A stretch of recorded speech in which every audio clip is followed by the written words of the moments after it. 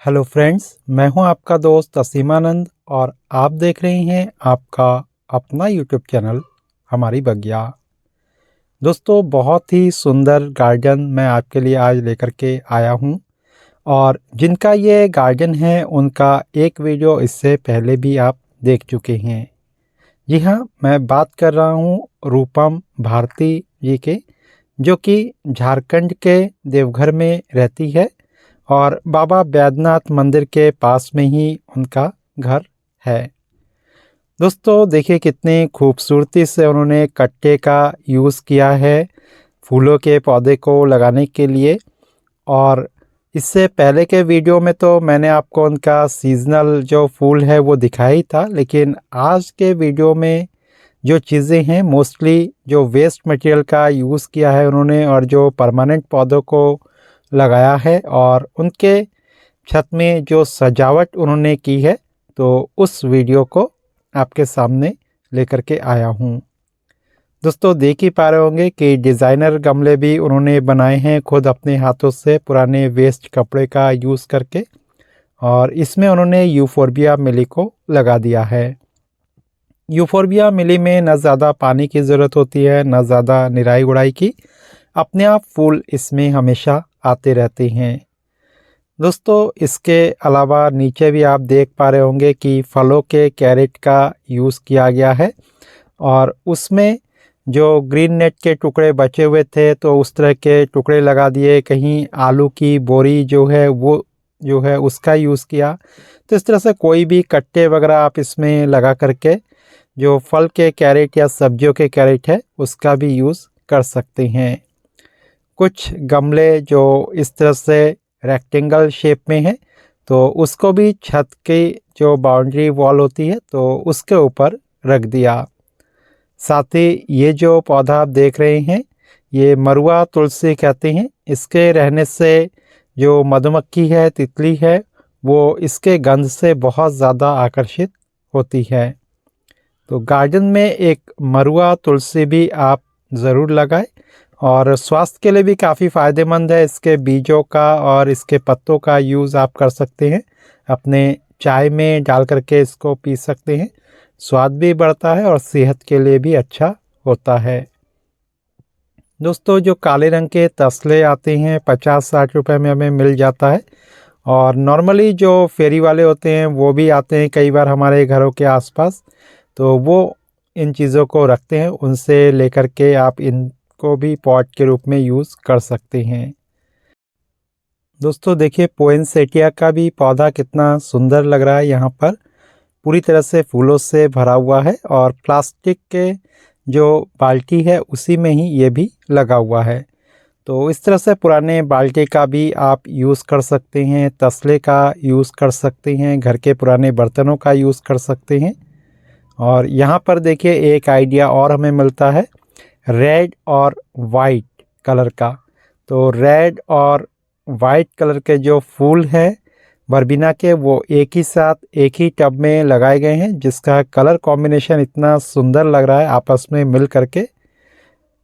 देखिए यहाँ पर ब्लू है तो दूसरा जो है अलग कलर का है उससे बिल्कुल अपोजिट। तो इस तरह से रंग बिरंगे वर्बिना एक जगह पर रखे गए हैं। इसके अलावा जो जेरेनियम के पौधे हैं वो भी पॉट में लगा दिया है। प्लास्टिक के जो छोटे छोटे टब आते हैं तो उसके अंदर इन सबको लगा दिया है। तो इसमें भी कुछ दिनों के बाद फूल आने वाले हैं और काफ़ी लंबे समय तक चलते हैं। यहाँ पर ये गजानिया के पौधे देख रहे हैं तो इसमें भी अभी भी मार्च अप्रैल तक फूल आते रहेंगे। काफ़ी सुंदर लगता है, जैसे ही धूप खिलती है तो फूल भी खिल जाते हैं और एक एक फूल जो है काफ़ी दिनों तक लास्टिंग करता है। तो अपने घर में इस तरह से छोटे छोटे पॉट में आप इन सबको लगा सकते हैं। इसके अलावा जो गुड़हल वगैरह है वो तो परमानेंटली हमेशा के लिए होता है, तो उनको ज़रूर अपने गार्डन में शामिल करें। और इसके अलावा कैलेंडुला के भी कुछ पौधे इन्होंने लगा दिए हैं। देखिए हैंगिंग में भी जो भी इधर उधर लटकने वाले या लचकदार पौधे होते हैं उनको लगा दिया है। जितने भी लचकदार पौधे हैं तो उनको आप कोशिश करें कि हैंगिंग में लगाएं, या अगर पॉट में भी लगा रहे हैं तो उस पॉट को किसी ऊंचाई पर रखें जहां से कि नीचे की तरफ वो जो पौधे हैं या उनमें लगे हुए फूल हैं वो लटकते रहें। दोस्तों, इसके अलावा गुड़हल जो है एक हमेशा रहने वाला पौधा है और इसको आप अभी फरवरी के शुरुआत से लेकर के अक्टूबर तक कभी भी लगा सकते हैं। बस केवल बहुत ज़्यादा अगर गर्मी हो तो उस समय अगर लगाते भी हैं तो लगा करके कुछ समय तक थोड़ा सा पॉट को छाया में रखना होता है। बाकी आमतौर से पूरे गर्मियों में, बरसात में कभी भी आप इस पौधे को लगा सकते हैं। इसमें आपको बहुत तरह के कलर के फूल मिल जाएंगे और अब तो बहुत सारे अमेरिकन और ऑस्ट्रेलियन वैरायटी के गुड़हल भी आ गए हैं जिसमें कि सर्दियों में भी फूल आते हैं। तो गुड़हल में अभी बस कुछ दिनों में फूल आना शुरू हो जाएंगे और लगभग ये पूरे साल भर आपके चलते रहेंगे। केवल जो बहुत ज़्यादा सर्दी होती है तो उस समय जो देसी वैरायटी के गुड़हल होते हैं तो उसमें फूल नहीं आते हैं, लेकिन जो हाइब्रिड होते हैं या अमेरिकन ऑस्ट्रेलियन वैरायटी के होते हैं काफ़ी बड़े बड़े फूल होते हैं उसमें, तो उसमें फूल आते हैं। तो हर तरह के गुड़हल का कलेक्शन भी आप इस समय नर्सरी से कर सकते हैं। दोस्तों, जो मोस्टली सीजनल प्लांट होते हैं सर्दियों के तो वो लचकदार होते हैं। तो बहुत सारे तो ऐसे होते हैं कि बहुत छोटे छोटे होते हैं, झाड़ियों में होते हैं, और कुछ पौधे ऐसे होते हैं जिनको स्टिक का सहारा देना पड़ता है क्योंकि वो लंबे होते हैं लेकिन इधर उधर झुक जाते हैं।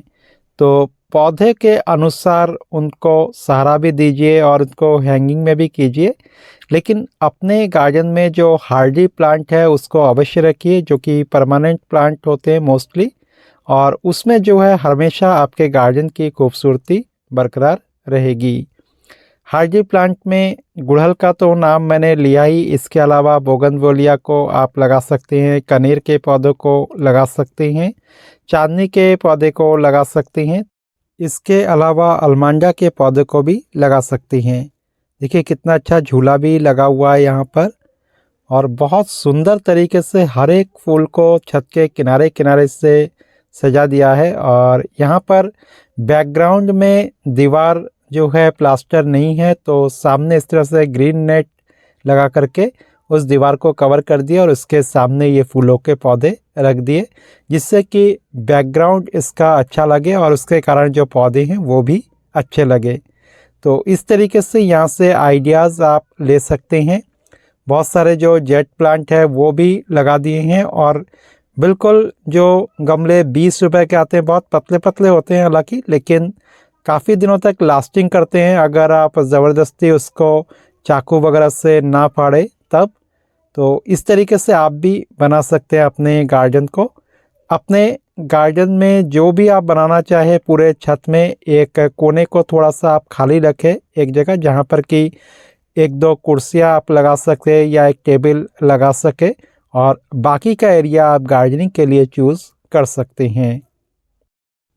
दोस्तों, जहाँ से पानी के ड्रेनेज के लिए पाइप लगा हुआ है छत में, तो उस जगह को बिल्कुल खाली आप छोड़ दें, वहाँ कोई भी गमले वगैरह ना रखें जिससे कि जब भी बारिश वगैरह आए तो पानी वहाँ से तुरंत हट जाए। इसके अलावा दोस्तों देखिए, यहाँ पर छोटे छोटे जो प्लास्टिक के डिस्पोजल ग्लास है उसमें भी कटिंग को लगाया गया है, तो इसका यूज़ आप कर सकते हैं।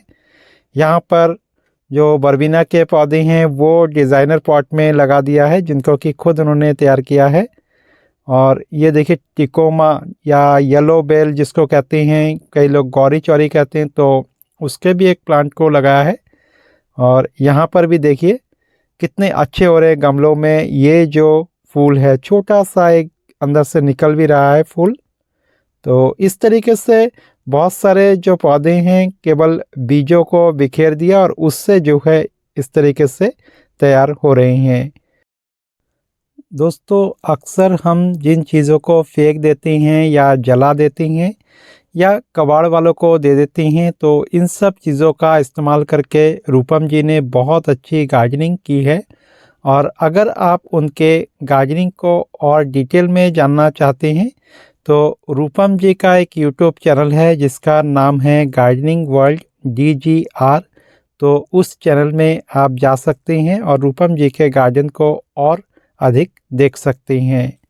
और दोस्तों उस चैनल का लिंक मैं वीडियो के डिस्क्रिप्शन बॉक्स में सबसे ऊपर दे दूंगा। यहाँ पर देखिए कितने सुंदर लग रहा है ये सफ़ेद वाला जो फूल है, और ये फूल है जरबेरा का। तो सफ़ेद हो चाहे पीले हो गुलाबी हो, इस तरह के लाल अलग अलग तरह के जो जरबेरा है उनके कलेक्शन में है। इन पौधों को थोड़ा सा शुरुआती स्तर पर पानी से बचाना होता है, और एक बार जब ये बड़े हो जाते हैं तो फिर जल्दी से नहीं मरते हैं, और किनारे किनारे से हर साल 3-4 पौधे जो है निकलते जाते हैं। इस तरह से जो पौधे हैं काफ़ी ज़्यादा बढ़ भी जाते हैं। दोस्तों रूपम जी के गार्डन में क्लांचो के भी ढेर सारे कलेक्शन हैं। अलग अलग हाइब्रिड जो क्लांचो है वो है, उसमें गुलाबी भी है, पीले भी हैं, रेड भी है, अलग अलग तरह का इस तरह से आप देख पा रहे होंगे। और एक से कई सारे पौधे इनकी कटिंग लेकर के भी इन्होंने तैयार किया है। तो जब ये पौधे एक बार आपके पास आ जाते हैं तो हर साल इसमें जो है बहुत ज़्यादा बढ़ोतरी होती जाती है, और फिर आप एक पौधे से दूसरा पौधा आसानी से तैयार कर लेते हैं।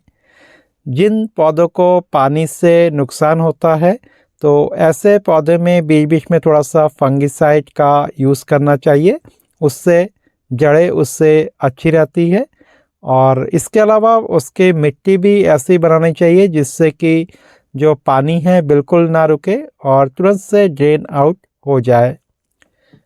जो भी प्लास्टिक का पॉट आप यूज़ कर रहे हैं तो उसमें कम से कम 7-8 होल नीचे से आप बना लें, और उसके ऊपर आप चाहे तो राइस हस्क डालें, चाहे तो कुछ जो छोटे छोटे पत्थर कंकड़ होते हैं वो डालें, उसके ऊपर से रेता डाल दें और उसके ऊपर से फिर सॉइल मिक्स डाल सकती हैं।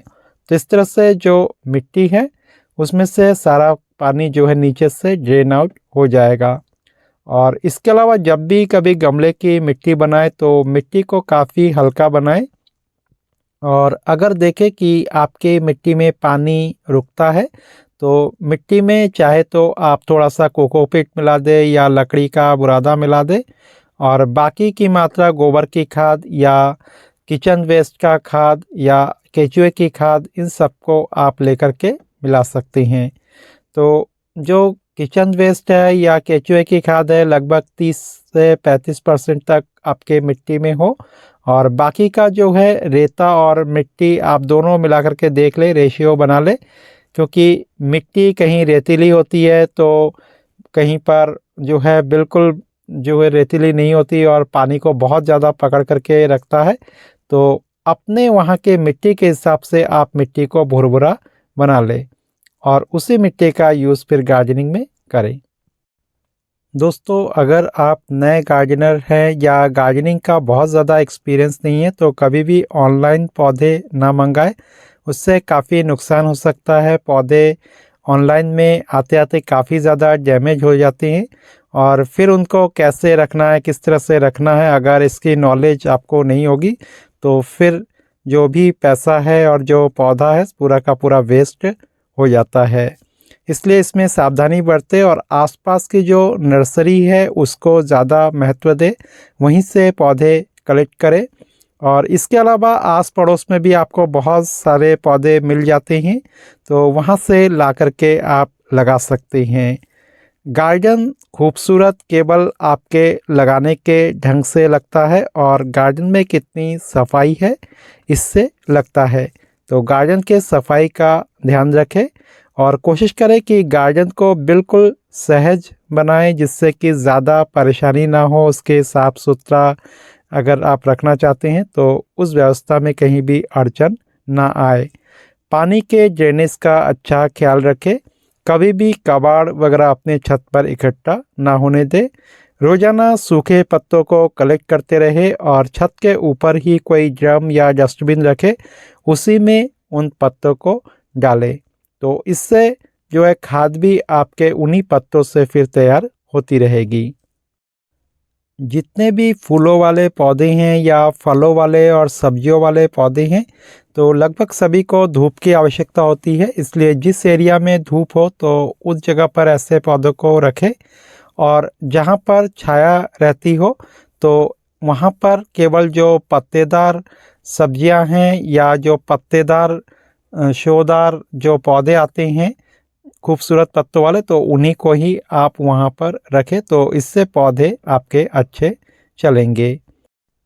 उम्मीद है दोस्तों हमारी बगिया के आज के एपिसोड में जो भी पौधे आपने देखे और जिस तरह की सजावट देखी आपको काफ़ी पसंद आया होगा, और आप भी अपने घर में इस तरह से कुछ ना कुछ गार्डनिंग ज़रूर करेंगे और अपने छत को एक खूबसूरत जगह बनाएंगे।